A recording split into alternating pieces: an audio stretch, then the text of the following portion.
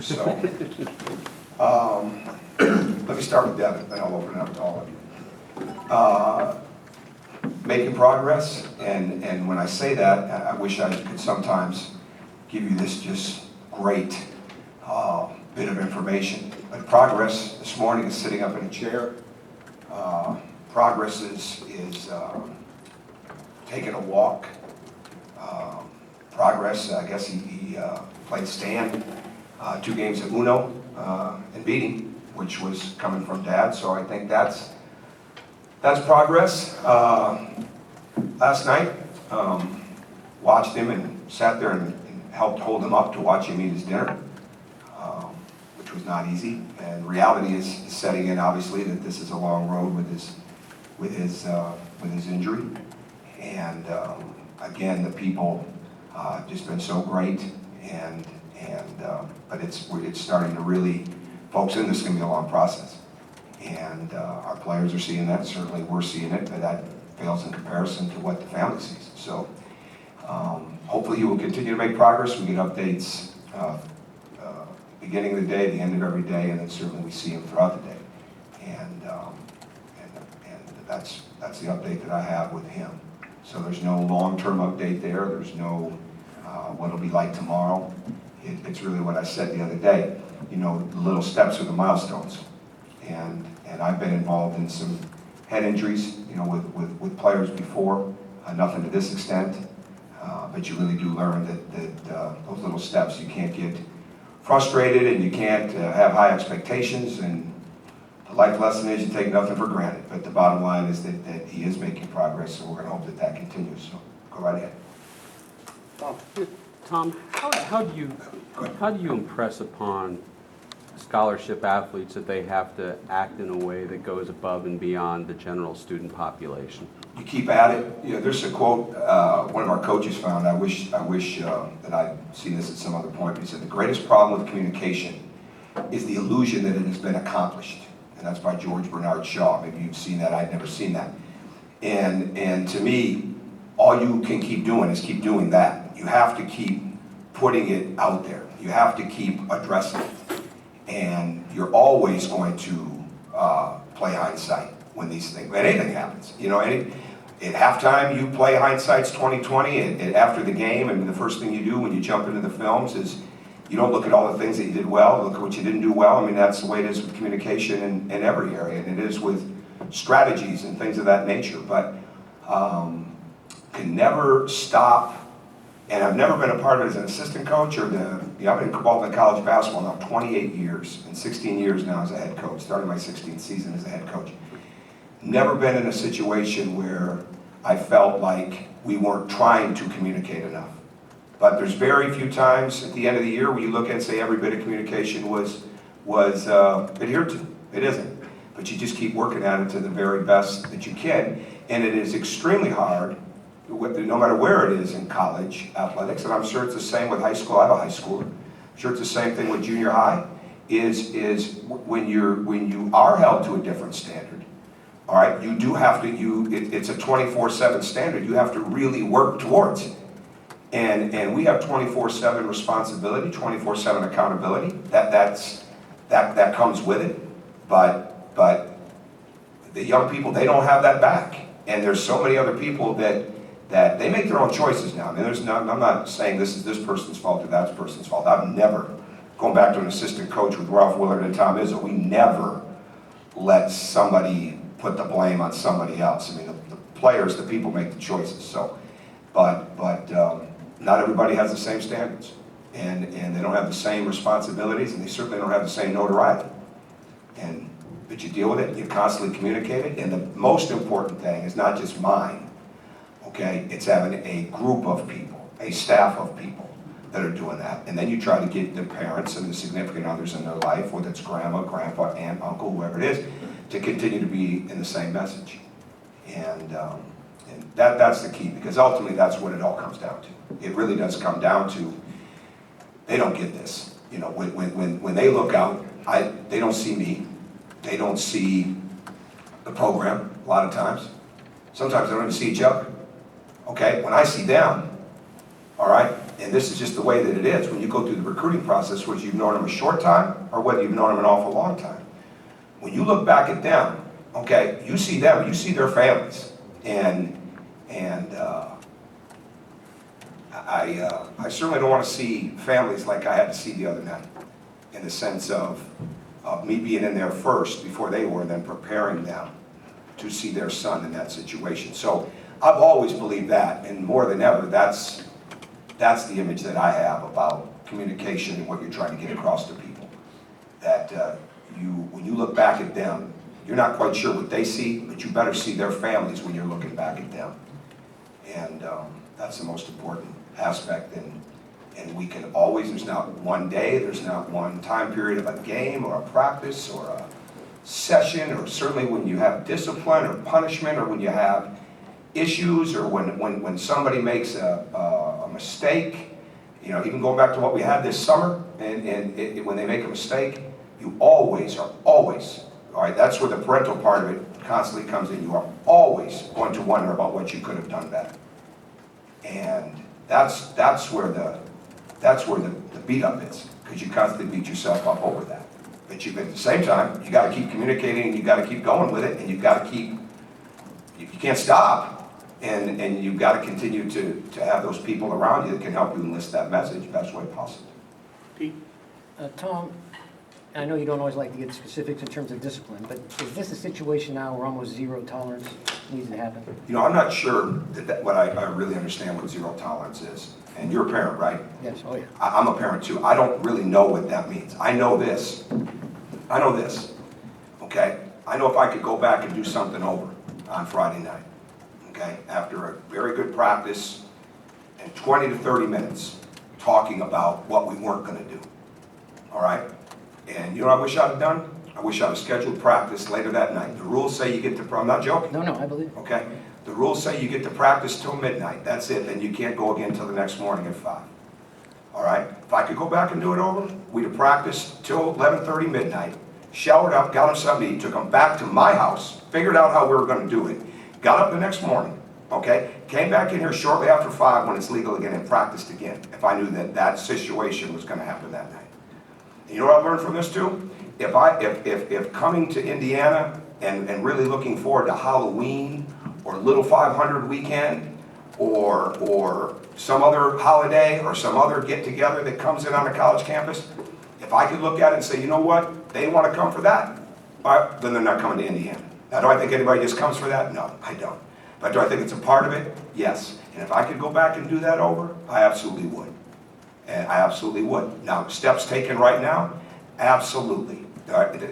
Do we do more? No question about it. Were we already doing a lot? Absolutely. You know, and the thing about discipline and punishment, they're two different things. And punishment, a lot of times, is what you see. You know, a suspension, or, you know, they're up early in the morning for something, you know, the dawn patrol or those type of things. But the discipline, the punishment and the discipline, sometimes they're ongoing. You know, and it's internal discipline for a reason, because you're trying to keep it internal. All right, and that's why they use the word. But I've never been a big grandstander on we're doing this and we're doing that, and you know, this isn't going to happen. Nobody can say that. I don't know what's going on right now, right? Just like you don't, nobody does. And I'm not making an excuse. We just don't, right? So we deal with it when it comes. But is everybody's attention at a place right now on issues probably where it's never been in their life? I would hope so. I would absolutely hope so. And not every one of them saw him, you know, that time. Not everyone saw him even when he was remotely in his worst shape. But they saw enough to know. And I'm not using this as it is what it is. You know, it's not like we have to put a picture up of him to remind anybody. So, I don't know what zero tolerance means. I really don't. I know that's a nice buzzword phrase. All right? We're going to continue to do everything we can do, okay, to get decision making to improve, to get immaturity to become maturity. Does that mean that everybody's going to make it here? Well, maybe not. Okay? You don't get in this business, all right, to get rid of people when they're making progress. okay? And I've had to remove people, and I've had people that remove themselves right before I removed them so that they could save face. You know, if I've been anything as a coach that I look back and say, you know, I've got a big fault on this, I've been too forgiving of the person, okay? Too early, maybe. I mean, not necessarily forgiving of the act, but it doesn't mean that you just say, okay, that's it, you're gone. All right, because a lot of times, all right, there's some great success stories of people that have left me or people that have transferred, okay? There's also some that aren't. There's also some that aren't.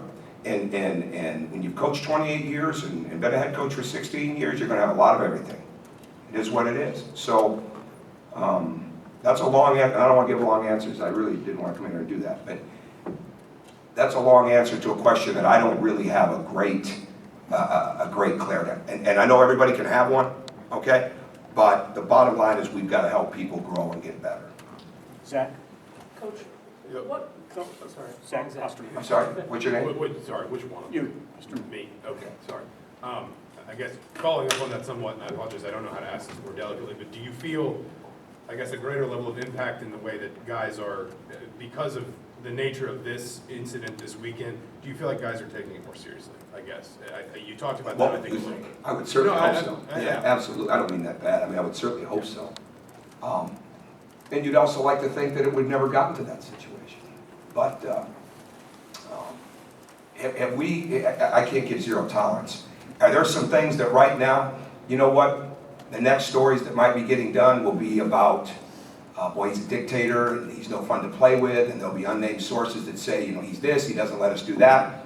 I'd much rather deal with that reputation. I'd much rather deal with that than I would to have to look at parents like I did the other night and call home and make the kids call home when we've had mistakes in the past.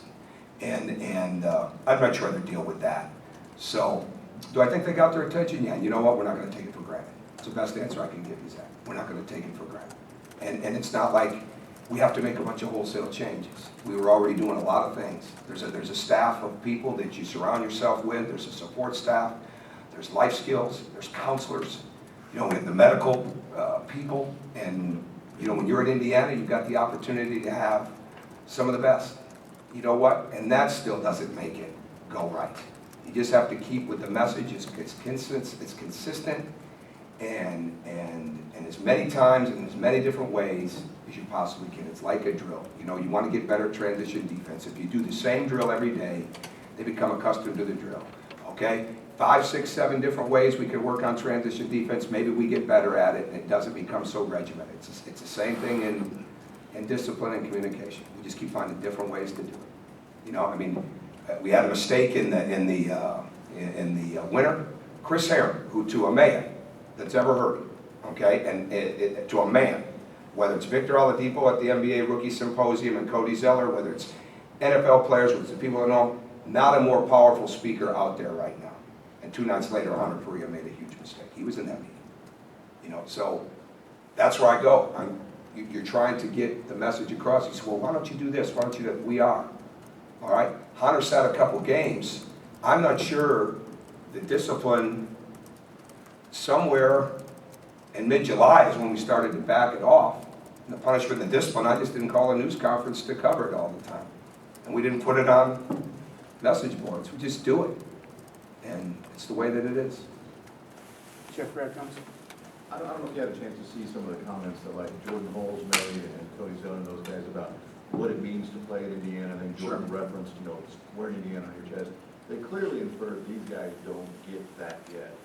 Do you feel this current group doesn't get it? And if so, how do you get that message across and get the behavior to? Well, Jeff, I think everybody you're talking about, and I did see that yesterday, and I've seen the texts that I've received from some of those that aren't public, and the texts and messages and phone calls that I've received from guys all the way back to Michigan State as an assistant, to, you know, the whole way through.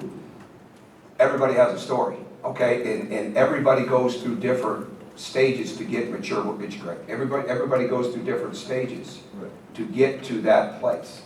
And what I take from that, because of the way the program had to get built back up after the devastation that was here when we got here, is that those guys really did, all right, pay a price. Now, I'm not going to, has it been a 5-year or 5.5-year no issues in the program, that wouldn't be realistic, okay? That's not the case. But everybody learns and they grow, and that's the leadership level that you want to be there. Good, great. Welcome, Indiana. Thank you. You recruit all these kids, you're obviously their coach.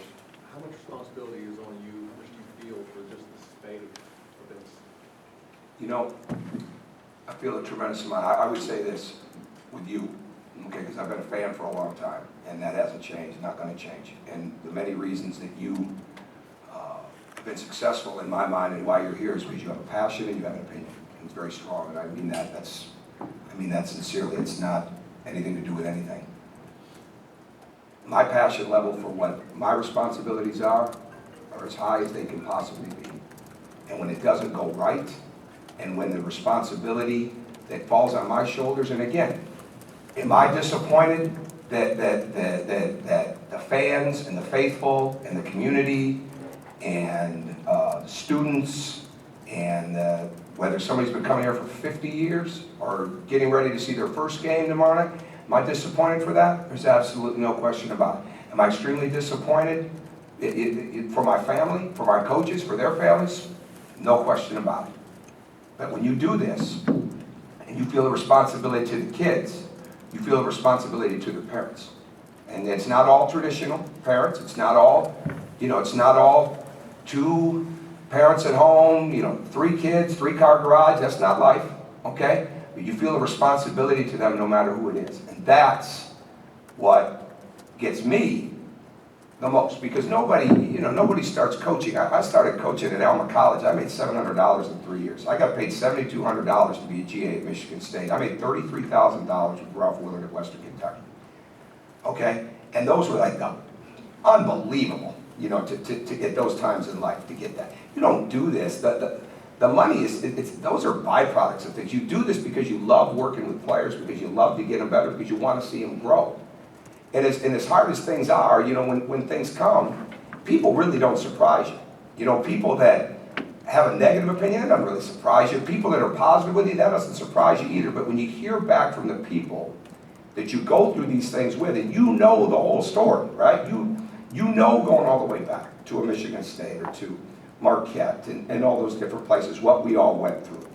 And you see how they're turning out, and then you see how supportive they are, and you see how willing they are to do things, and people that would drop in the drop of a hat, okay, whether they had nothing to do with Indiana at all, that would come back here and help us do that.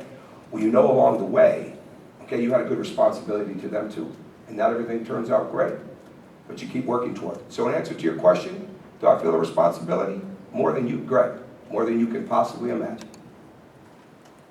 Zach?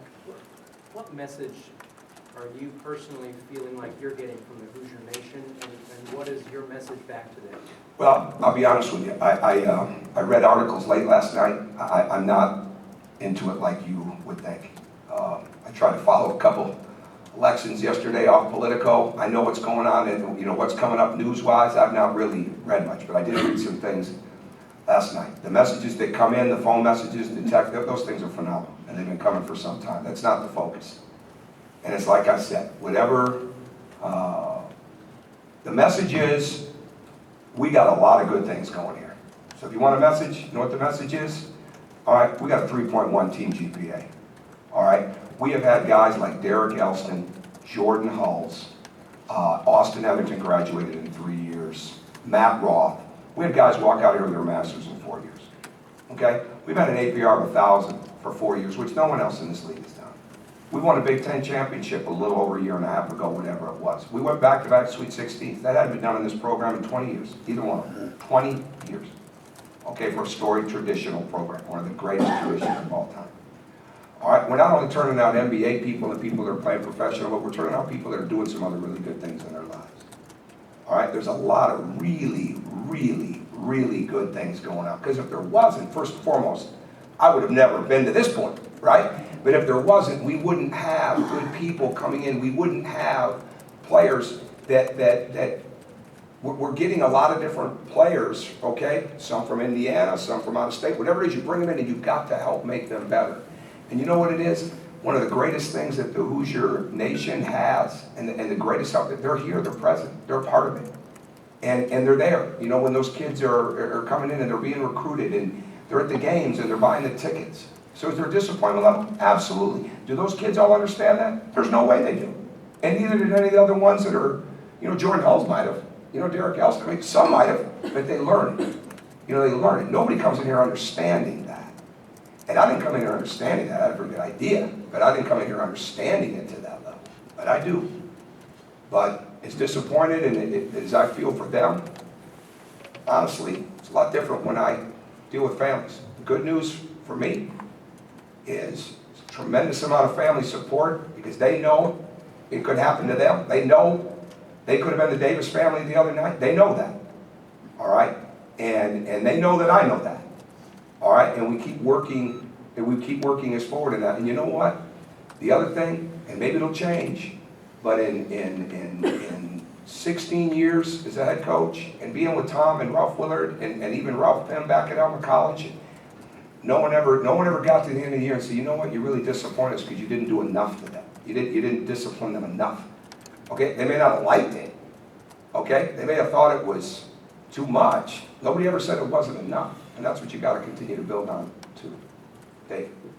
How much of this, not to pass blame, but how much of this,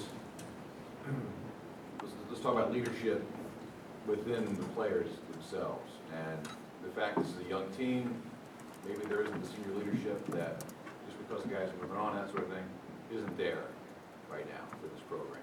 How much of that goes on? Well, it's a growth process, and it's certainly not growing fast enough. And that's not a news flash for us. Okay, it's not. And for those that follow the program, it's not a news flash for them either. But it is growing. And I know it doesn't look like that in the sense of the other night, but it's a process that you can't put if you could put a timeline on it, it'd be a lot easier. We're not doing a great job in leadership at all. Because leadership is not, you know, leadership in one sense, in the sense of with your program, is you deal with adversity. You deal with it head on. And we've done that since we walked in and walked in here on April 2nd, April 3rd, the whole thing. I mean, we've dealt with the adversity, and you deal with the only adversity when you're a part of it, you know, in the sense of what we deal with. So that's part of it. But leadership for a player is not just telling them to go to point A and go to point B and set this screen and that screen. All right? And leadership just isn't when they're around here. It's not when they're just around the locker room. The leadership that we've got to have and the leadership that every high school coach, but certainly every college coach, no matter what sport it is, has got to have, wants to have, all right, is when no one is looking and when you're not around and when you're not with them in those periods of time, okay? And they are doing the right things, okay? And I'd love to tell you, you know what, we just do early morning stuff all the time. We've still had people in my past that have done something here and others, okay, where they did it in the middle of the night and we still had that early morning situation. I wish there was a timeline on that, but there's not.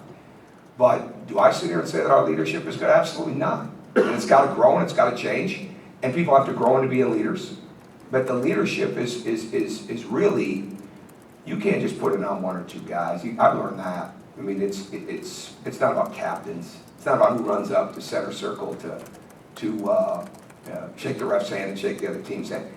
It's got to start at the beginning. Who has the courage, okay, and the conviction, all right, of their own values, but of their friendships to say, no, we're not doing this.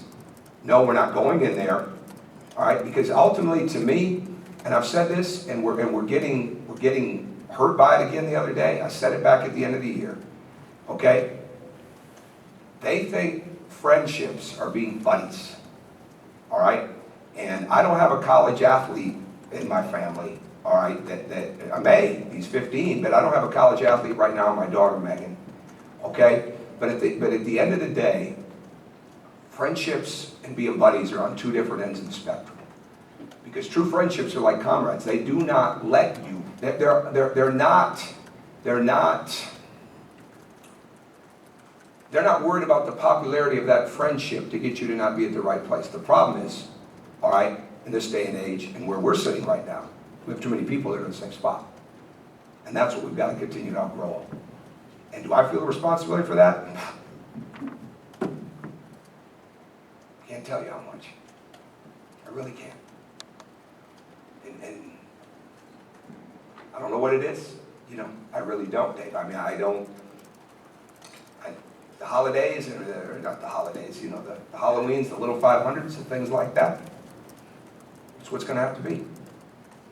That's what's gonna have to be. But I'm not sure I'm gonna be able to pull it off every night. So we just gotta keep getting the message best we can. And when you hear back from your former people, okay, when you hear back from those parents, former parents, current parents, big time, you know it's not all falling on deaf ears. Okay? And so I'm not sitting up here trying to, you know, it's not about defending or debating, I'm dealing with it. I mean, constantly.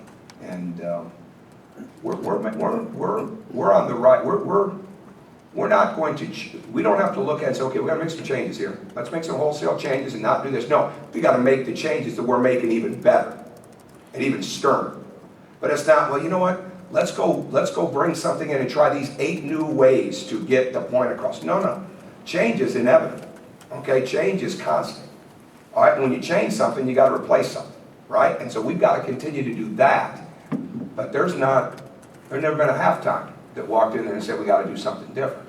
And too many times if you wait till halftime and you don't, and too many times if you wait for the 12-minute timeout or the 8-minute timeout, that's too late. So you gotta be willing to make changes right there.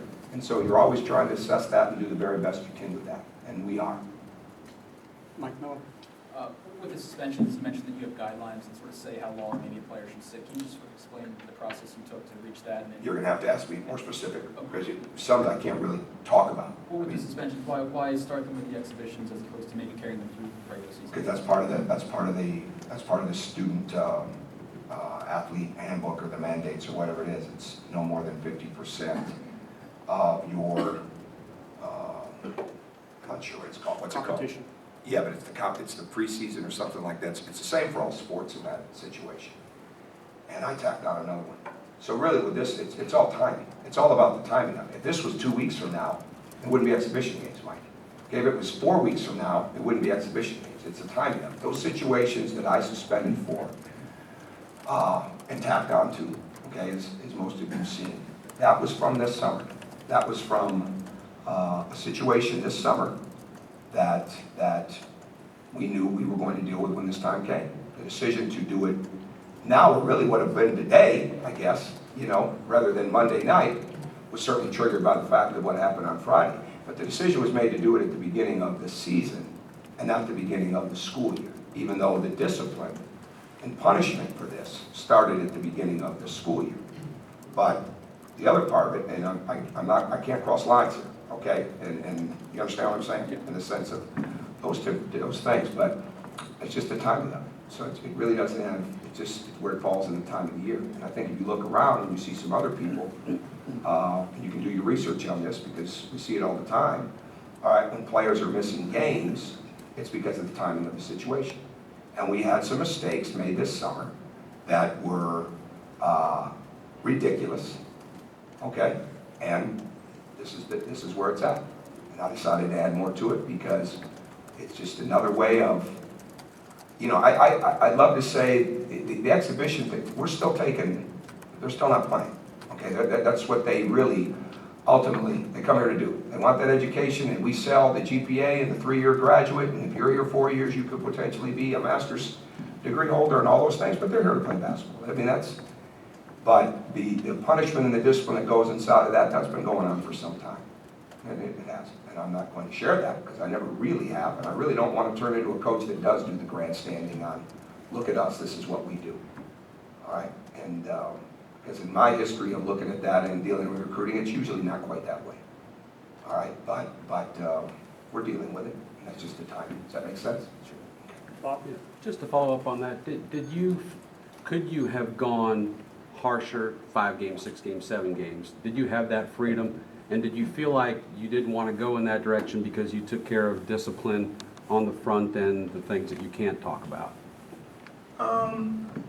Yeah, I think you tie in, the adding a game was a decision based on what was already a school rule, you know, I guess, what would I say, student athlete? Student athlete. Yeah, I'm not sure on all the terms. Could I do more? There's punishment, there's discipline. And I keep going back to that, and that's the way it's been for a long time. And I'm not trying to compare myself to others. and what they do and those type of things. But you can always, always do more, and you can always do less. And you follow what the mandates are, what the student athlete handbook says, and then you make your choice. So that you can't do any less. And I don't think I'd ever want to even consider, but chose to do more. And in the Emmitt case, it was certainly there's a punishment, there's a discipline, and there's the fact that he's living with something that I had to see that face the other night too, and that doesn't even remotely condone what he did. But those are the steps, and I confer, and I certainly, Fred really leaves it in the coach's hands, and I give it to him, and I've listened to him in the past, and I don't think he's ever looked at me and said, you know what, you're not doing enough, and I hope he never has to say that. But at the same time, he leaves it up to the coaches, and I decided to do more than what the student-athlete situation said. Greg, so you tacked on a game, it sounds like. You mentioned you want to do what you're doing, you want to do Sterner. Editorialize, they don't seem to be getting the message. Do you think your version of Sterner is, do you see it working? Absolutely. Absolutely. Do I see it working the other night? Absolutely not. But I don't have a better answer for it other than we just continue to, when I say Sterner, that doesn't mean we're changing what we're doing. So, I'm not sure, am I getting your question? I'm not sure I'm answering it correctly. I'm not sure I understand it. Yeah, I mean, I'm just asking you if you think, you tacked on a game, I'm just asking if you think that's really, is that window dressing so you say you did more, or are you actually trying to change the culture? Because you had 6 kids, you know what you had. We're working pretty hard at the culture, absolutely. But, no, your word is window dressing, and that's fine. That's not a word that I would use, and that's certainly not anything that I see when we look at discipline or punishment. Go ahead, Rich. Tom, can you clarify or explain any further what Devin's injuries are and what he's dealing with right now? I leave that to the doctors. I tried to give an update of where he's at right now, but I certainly don't want to start. We probably should get an update out here pretty quick from Dr. Rink again. So we'll do that. Yeah, Tom, just went brain dead on the question. We can come back to you. Okay, come Go on. ahead. Go ahead. You mentioned feeling the responsibility Sure. to the parents of all these young people. Just how do you envision your role as a head coach and all the things that come along with a student athlete that's not out there on the court? Well, I think when you build the relationships with them that you do in recruiting, and I think when you go over the period of time with them, I think you not only build the relationship with the player, but you certainly with their families, and it's part of it. And I think is certainly when you grow in your own world as a parent, you feel it that much more, especially when they get to that age. It's just part of it. So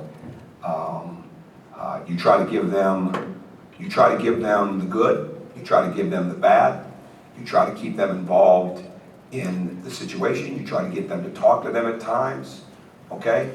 And at the same time, they have to trust you that you're doing the right thing, for them, or they wouldn't be here. They wouldn't be here, and they wouldn't let them come. So that's the bottom line with that. I think as much as anything as we try to really work in that way. Mike Merritt? Tom, as you try and change the culture, you talk about Sterner being Sterner and that sort of thing. How do you try and do that moving forward? Is it the message? Is it recruiting different kinds of guys? When I say Sterner, let me clarify Sterner, because maybe I didn't do a very good job of that. I don't curse anymore, okay? That ended a few years back. I don't have to. It's not about how much anger you bring them, okay? You have to. Sterner sometimes may mean, okay, we've got to take more away, all right? We've got to bring more to this that gets their attention. See, Sterner's okay. How do we get the attention, and how do we get it again and again and again? And that's what it is to me. Does it mean I have to yell louder? No, I'm not big on grandstanding that part of it either. Okay? Everybody has, people can define, they have to do this, they have to do that, it has to be this. Okay? We've had a lot of people come through the program in 16 years as a head coach that that have dealt with Stern, okay? And they've ended up pretty good in bottom line. But I think you just have to continue to get their attention any way possible. And I think you keep, the culture here, you keep building it. I mean, because constantly, as anybody can attest to, you know, from before, it can go quick. So you have to work at it extremely hard. All right, and it can go on the court, it can go in the locker room, it can go off the court, it can go so many different ways. Culture is a moving target. All right, it's not a definition, it's not a, hey, this is what it looks like everywhere. It's a moving target, and you've got to continue to build on that constantly. And that's what we're trying to do. Mike? You mentioned the other night that you were coming from walk-on tryouts. Mhm. Do you expect to add anybody? Well, we had scheduled that from before, and I went to do it with an open mind, and I still do. So we haven't made any decisions on that at all yet. No. Got time for a couple more. Pete? Okay, I remember the question, so I'm sorry, Tom. Go ahead. When you're recruiting kids, how hard is it to really know if they're good leaders, if they're mature? Because obviously if you have kids that don't do this, you don't have to deal with it. So how hard is it to really know them well enough so that you know whether they're capable of something? Well, you don't. You don't, because no matter what, I mean, we recruited at a young age, I mean, but no matter what, you don't know them that way. You don't know anybody until you get around them on a constant basis. I mean, you just don't. So, but I'm not putting it on that. I mean, you just have to keep working constantly. You deal with it head on. You try to get to know them the best you can. You try to get to know what makes them tick. You have to find those buttons. You have to find out how you get them. There's a lot of things in the world. There's a lot of things at their age that are prying for their attention, for their affection, for their connection, you know, whatever you want to call it. And you got to keep working constantly to get that. You got to keep working constantly to fill voids. You know, it's not like the void, if there's a void, okay? It's not like a void. I don't mean a family void. Sometimes that happens, but you know, we've got some great families. So bottom line is, you've got to keep it trusting, and they've got to make the best choices. It really comes down to that. You know, how do you keep making the best choices when it's really, really easy to make the wrong one? And how do you get to the point where you understand that it not only affects you and your teammates, but your family and your program and people that care about you and people that follow you and all those different things? You know, that's the bottom line. I mean, you want them to get to that point, and it just takes time to get there. Some you know better than others, but at the same time, you coach every one of them to get them to that point where they can be very good decision makers. And you just keep working at it constantly. And I wish there was certainly, it's the old coin, you know, there's no blueprint for it, there's no book for it, there's not. I wish there was. Wish there had been one for the other night. Wish there had been one to get everybody to do the right thing. I mean, there wasn't. So you just keep working it to the best of your ability. And I'm confident in all the things that we're doing to get it to that point, and we'll continue to do it. Okay, last question. Got a lot of experience in working at it, a lot of it. Tom, Yes, with Jim. practice into play now, where's this team going into these two exhibitions? What will you be focusing in on offensively, defensively, from how the kids have practiced to date now transferring? Well, I think the big thing will be the ball movement. I think ball movement on offense and the spacing and keeping it on the attack with it. I think how we get back in transition, you know, what our communication's like in that. And, you know, continue to build into the help defense, them going through real life situations and playing against other people. And which you know, they did some in Montreal, that's been a while. So when we get to that part of it, and defensively, really start to see where we're at rebounding wise right now.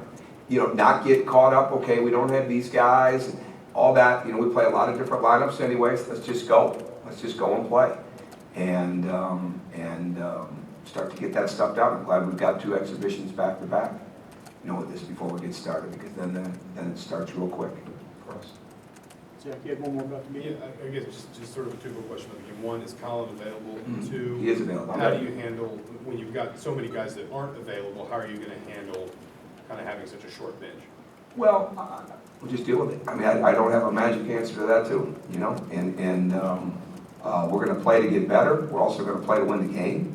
And I like this team that we're getting ready to play against. They've got some Division I transfers. Maurice Jones was a very good player at USC. and double-figure score there. Myers is good. King is good. King can really shoot. Lang and Cable can shoot. They're well coached in the sense that they're going to do a lot of different things. Play hard, so we just deal with it the best that we can. I'm excited about it to play. I mean, I know they are too, but at the same time, it's not like any of what we're dealing with Devin or any of those things are going to go away. But I think everybody will be excited to play basketball. And will they be at their best? That's not what's relevant. Okay, will they be at their best that they can be tomorrow? That's what is relevant. Okay, Coach. And moving forward, I mean, I'd like, if anybody, as we get into the games tomorrow night and stuff like that, I'll try to give you Devin updates. I'd like to keep it as centered as possible on basketball and the future of the basketball, okay? Unless there's something out there that comes up that we have to deal with, but any other thing? Good right now? Good, Rich. Well, I don't mind. You are starting the season. How do you feel like this has impacted the team? Well, we'll see. There's a lot going on right now. I mean, they're spending a lot of time at the hospital. They're spending a lot of time with their teammate. And when people look at it and say, well, are they that close? Because they're extremely close. Those things happen.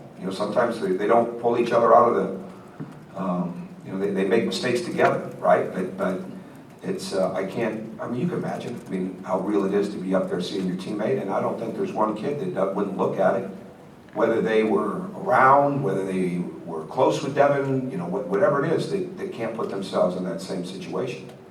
And what I see is not only them in that same situation, but it was their families having to see that situation, and they're there for that. And it's been, we've been together an awful lot, and since Friday. And that's just part of it. So it's when you say that it's a process, that's where we absolutely have to stay true to the fact that it is a process and that they're going through a lot of different emotions. They're young people. They're very young people, and they don't get a pass on that. I'm not giving them an excuse on that, but they're very young people, and so they're dealing with a lot of emotions and a lot of things that they have never seen. And it is what it is. Mistakes aside, it is what it is. Quick clarification, did you say that there would be more early morning workouts as a result of this, or any kind of I didn't say that. I said if I could go back and do it again. I said if I could go back and do it again the other night, I'd have had him in there till midnight.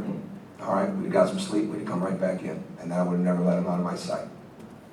Not sure that's realistic, but that's what I'd have done. So, can I do that every night? I don't know, but it's where we're at. I mean, so. Thank you. Okay. Thank you, Tom. Okay, thanks, Tom.